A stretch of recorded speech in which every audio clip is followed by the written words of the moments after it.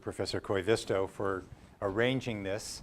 Have any of you seen the documentary that was done on my dialogic philosophy of education? 1, 2, 3 people. Well, you know then that the first ground rule that I establish is that the only wrong question is the unasked question. All of us have gone through our student journey with that, the German word is Angst, this great anxiety, this fear of asking the stupid question, the wrong question. How could I be so dumb question?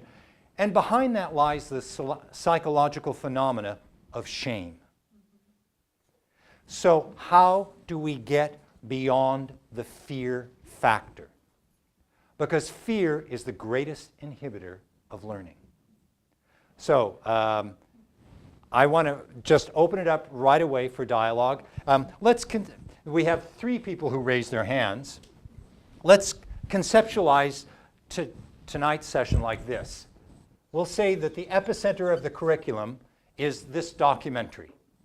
And from that, concentric circles will allow us to expand on the educational issues raised in that documentary, and hopefully that will address some of your concerns. So I'm going to turn the tables on you here.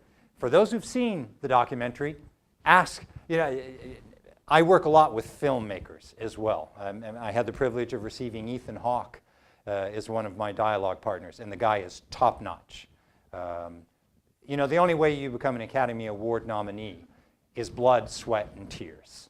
And this guy knows what he's talking about. I invited him specifically because when you're on a movie set, you have lots of hours, like you do in airports these days. And he got tired of wasting all that time. And he had some issues that he wanted to get out of his system. And this is not unrelated to Multnomah University.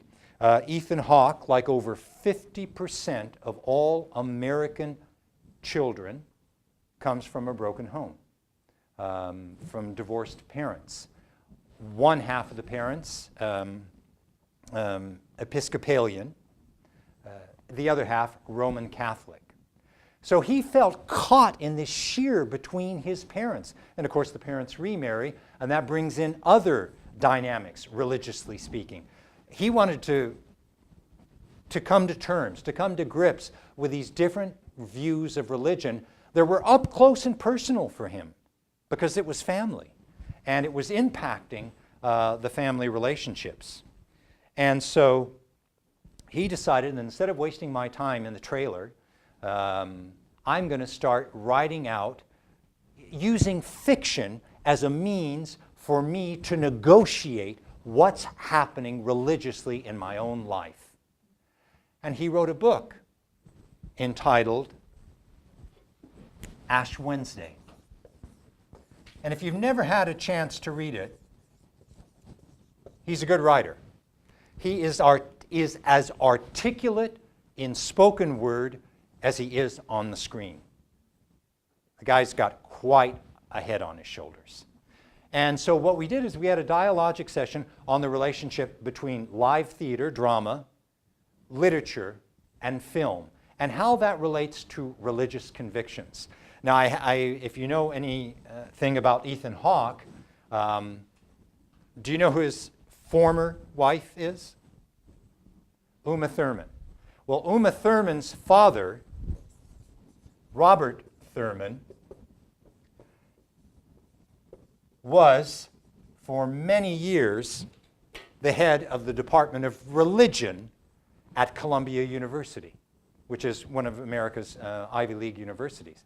So now he was confronted not only with his own family baggage, but when he married, here he was meeting one of the USA's foremost religious studies scholars. So he felt his back up against the wall. What do I believe? And that's what we dialogued about.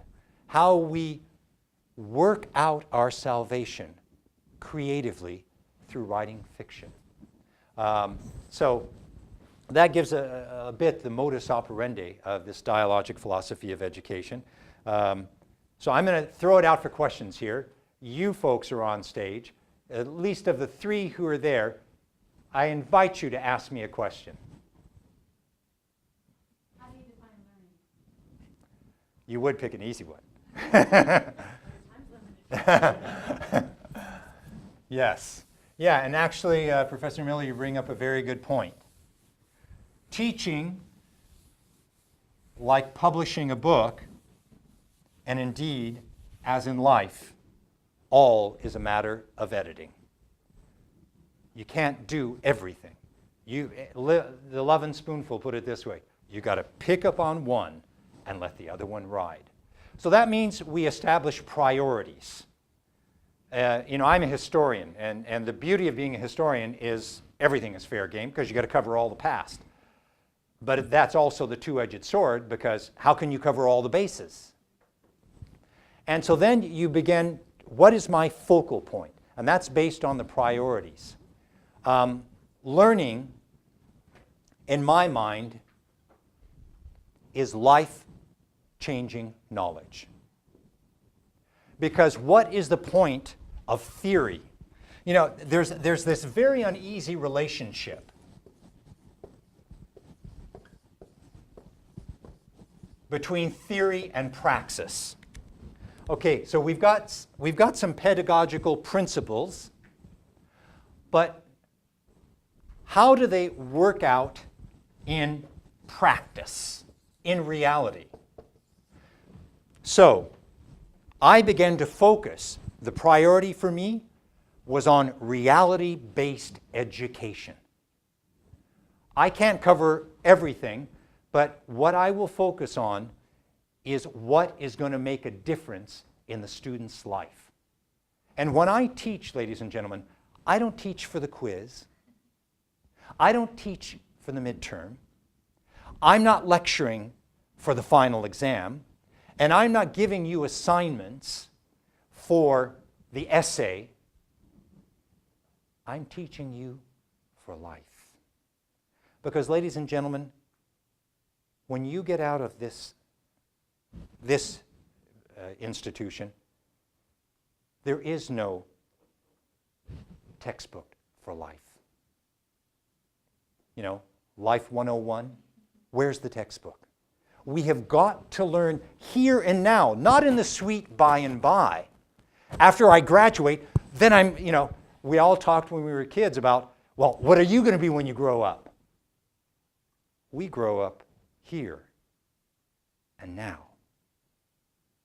It's not putting it off till later. The decisions that transform our lives are not those that we will take 10 years down the road, but it's what I decide now. And this comes from my own sense that every student is empowered. Theologically speaking, we refer to free will, or volition is the philosophical term. We are morally responsible agents. So I began to focus on what is life-changing. It's learning to make decisions for the good of myself and for the good of others. So I would purposely put the students in a situation where they've got to make choices. We refer in ethics to situation ethics. Well, how about situation pedagogy? Where you find yourself in the crunch, you're really in the crucible of life, and you've got to make decisions. How do we help them to make informed decisions? Well, decision making is like every other faculty. You know, if you're into physical sports, you've got to exercise. We've got to create learning environments where they can exercise their decision-making process and build up, empower them as morally responsible agents. That the buck stops not with a prof, but with a student. It's always a dialectic.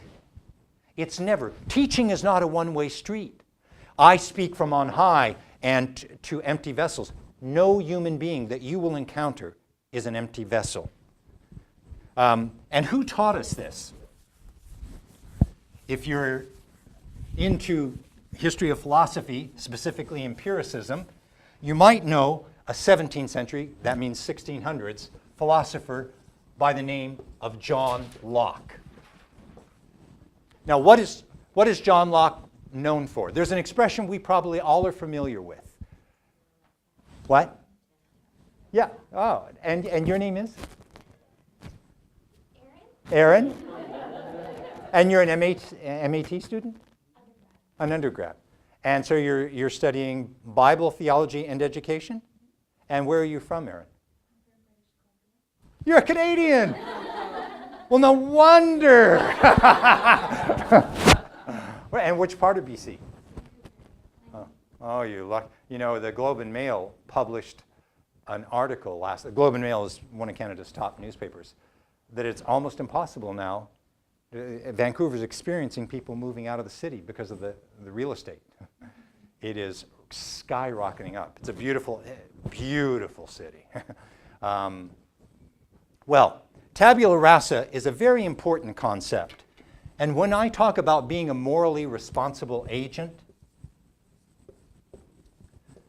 tabula rasa, the Latin term, blank slate, is this. Have you ever thought, ladies and gentlemen, that the student you have in front of you, you're going to write on the rest of their lives? And the script you put there will stay. It will no longer be a clean slate. Talk about the moral responsibility of the pedagogue. But at the same time, tabula rasa teaches us something else. When I refer to John Locke as an empiricist, and I'm not trying to use fancy language, empiricism is simply experiential. I believe that the education, there's two kinds of education in my mind. One I call Teflon teaching. Now, I don't cook. I eat frozen pizza. But you know what Teflon is? Where it just slides right off. That's not my goal as a teacher. I don't want to be communicating and it just slides right off. I want it to stick to the pan.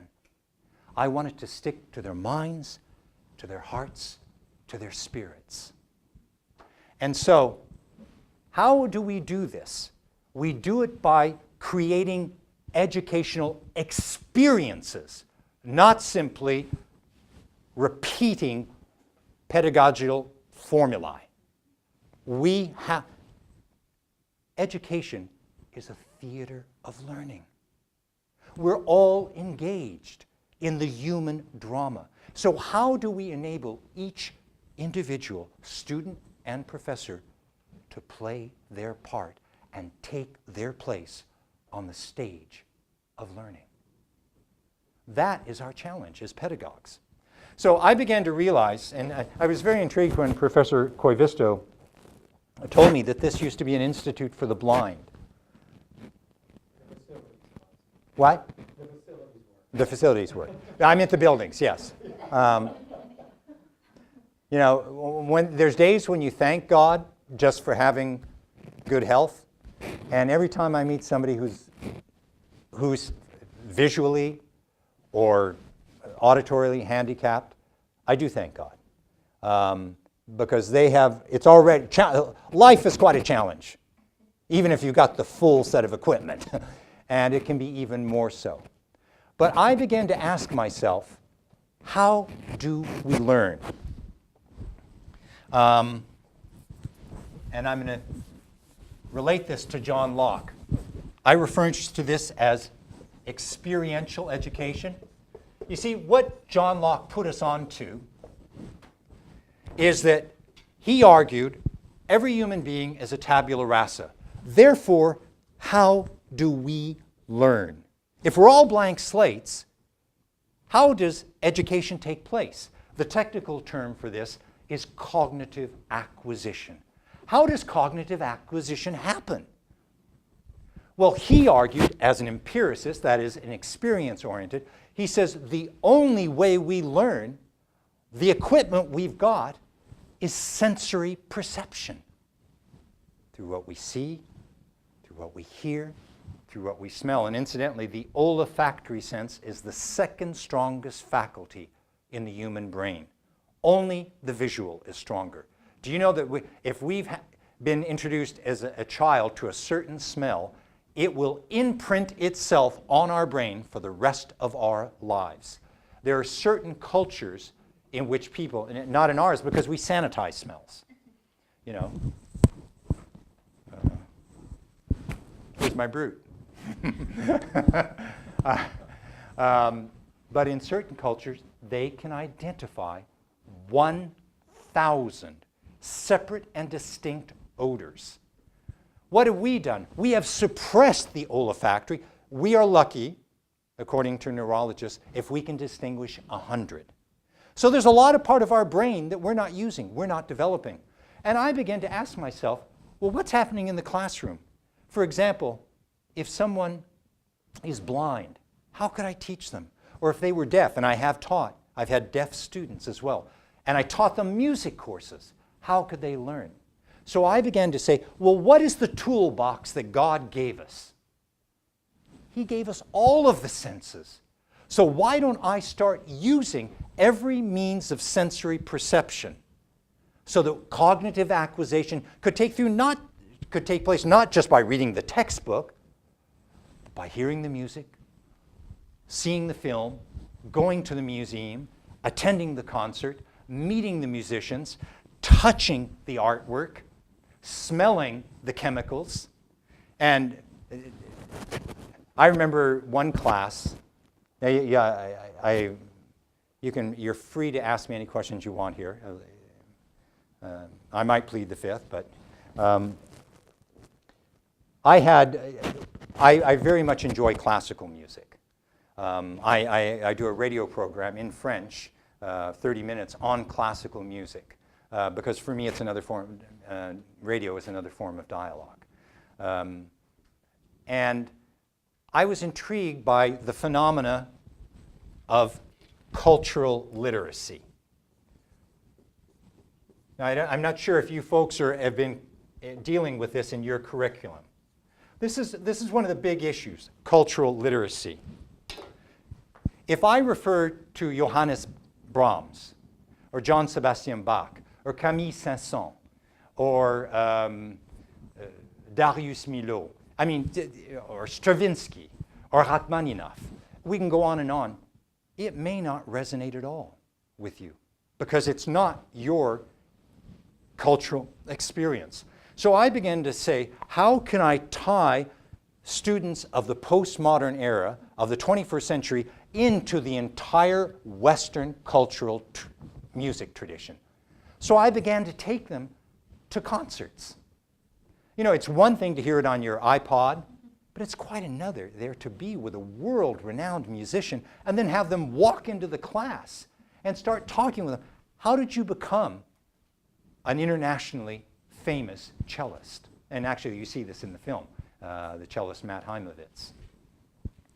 And I could have given them a textbook on classical music, but it would have bored them to death. And that's the greatest sin in teaching, is boring the students. And so we went, and what was amazing for me, when we talk about cultural literacy, how much are we aware of the corpus of Western literature? Jane Eyre, Austen, Dickens, John Milton. Talk about the dialogue between religion and literature. Read Paradise Lost. Or Samson Agonistes. You see, Samson Agonistes is particularly appropriate for this form, what these premises formerly housed. Do you know why John Milton wrote Samson Agonistes? Samson in agony? What is a writer's worst nightmare? To go blind. And he went blind. And then he understood the biblical narrative of Samson. And he wrote his response to blindness as a literary figure and as a believer trying to come to terms with what had happened in his life. So this is part of our heritage. But I realized the cultural literacy was lost. So then I started to invite writers, novelists, poets, the winners of Canada's equivalent of the Pulitzer Prize, the Governor General's Award, or the Giller Prize, and others. How many of us have ever sat down with an internationally known novelist? It's not something that happens. But what we have to do, I believe, we're afraid. Well, again, it's the fear factor. Well, I don't know anything about classical music. Well, why don't we start then? We'll go to a concert. And what was amazing to me is in one particular class, I had 70 students. And at the university where I taught, there's a faculty of music. 2/3 of the students at that university, which is one of the most well-known in Canada, and particularly their musical program, had never been to a classical concert in their life. And yet they're considered some of the most cultured undergrads in Canada. 1/3 of them did not know that their university had a faculty of music. So what is the purpose of education? Some of you, for those who saw the film, and Professor Boivisto and I experience this a lot, hiking for me is a metaphor for life, because we're all on a journey, and we're going to encounter many types of situations. And in the you don't see this in the film, but for the first half of our family's life, we spent every summer in Yellowstone National Park. Yellowstone National Park is nature's Disneyland. I kid you not. And it's the only place in the 48 contiguous states that there's a thriving grizzly bear population. You don't mess with grizzlies. And we went on a hike several times into grizzly territory, particularly in the Hayden Valley. And the ranger said, you've got to be on the lookout. And for me, I began to realize that that's the parallel with education. You've always, the rangers would tell us, you make sure you're looking all around when you're in grizzly territory. What is he saying? We need to acquire peripheral vision. That's what we want to impart to the student, to enable them to see the big picture rather than education being a blinder. So, this is part of why I would consider hiking. I mean, it may sound crazy, but that's an experience. What binds a marriage together? It's lived experience. You've shared these experiences together. The ups, the downs, and everything in between. That's what builds you. It's those shared experiences. Well, I would argue that shared educational experiences are the connective tissue of teaching. So let's create as many experiences where we can together as a learning community bond. So that it's not Teflon teaching, but because it sticks. And why does it stick? Because we have socialized theory. So, now I can go on and on here, folks, and it's already 6:27. Please, don't let me drone on. That's a cursory response, Professor Miller, to learning. What is learning? Okay, we talked about cognitive acquisition. Then I began to ask myself something else. What makes certain teaching stick with you, and why do you forget all the rest? So we've got two challenges. Oh, that looks dangerously red.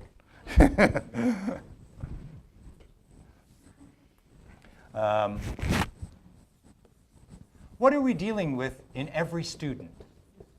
The cognitive, and what's the missing part that would explain why we can memorize, we can learn by heart, and we can regurgitate for the exam and pass with flying colors, and get A's and forget it the minute we walk out the classroom door.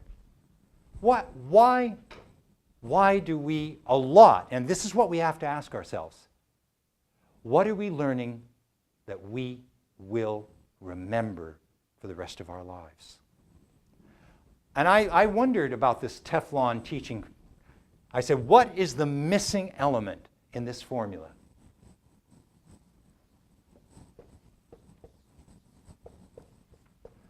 I would argue that cognitive acquisition takes place when we effect the synthesis of the cognitive and the affective. The Fifth Dimension had a song, and this is really dating me to say this, but the Fifth Dimension had a song that said, "You got to feel it." And when it gets you in the gut, you've learned it. It will stick with you. And that's what I began to realize. What they were learning made absolutely zero difference for their affective lives. What do psychologists term this? Ladies and gentlemen, what we need to meet as teachers are felt needs. If we're not meeting those needs, well, I work a lot with people in music, and including in the music industry. Now, I am not, let me be unequivocal here, I am not a Britney Spears fan. But I got to meet with the European head of Universal Records. And we were having a big debate. He had just come from St. Stephen's Cathedral in Vienna, and where Rennie Fleming, one of the great operatic sopranos, had been recording. And he said it was a religious experience for him. And he and I got into debate. Why is Rennie Fleming, and she's a big star in opera,